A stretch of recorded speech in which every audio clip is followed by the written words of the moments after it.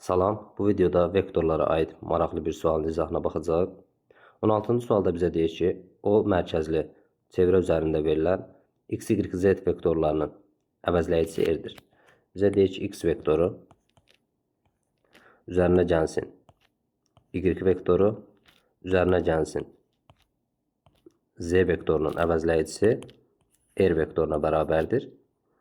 Buna görə r-in böyüklüyü, yəni ədədi qiyməti z-nin ədədi qiymətinin neçə qatıdır? Vektorların toplanma qaydasından bilirik ki, vektorları üstbucaq qaydası ilə toplamaq üçün vektorlardan birinin başlanğıcını digər vektorun sonuna gətirməliyik. Baxırıq ki, y vektorunun başlanğıcı x vektorunun sonuna gətirilib. Biz z vektorunun başlanğıcını da y vektorunun sonuna gətirsək, bizə yekun r vektorunu vermiş olacaq.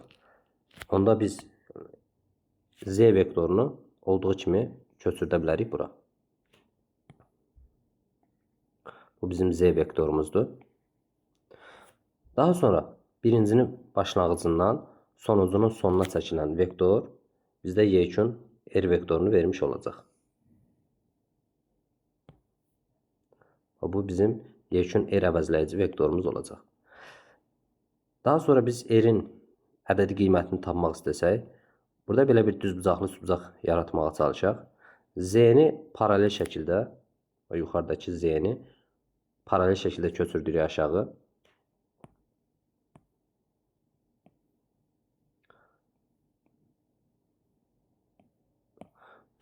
Burada bizə z-ni vermiş olacaq.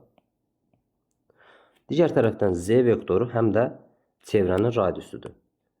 Yəni bu hissədə bizdə z-yə bərabərdir. Onda paralel şəkildə burada bizdə z-yə bərabərdir. Bizdən r-in ədədi qiymətini soruşur. Baxıram ki, burada belə bir üçbucaq yarandı. Belə bir üçbucağımız var burada. Bu düzbucaqlı üçbucaqda hipotenüzün kvadratı katetlər kvadratlarının cəminə bərabərdir. Bir kateti z-dir, z-nin kvadratı. Digər katet z, 2z. 2z-nin kvadratı. Buradan alırıq ki, r kvadratı bərabərdir 5 dənə z kvadratı. Hər tərəfdən kök alsaq, alırıq ki, r bərabərdir z kökdə 5. Bizə deyirdi ki, z-nin neçə qatıdır? Kök altında 5 qatıdır. Növbəti videolarda görüşənədək hələlik.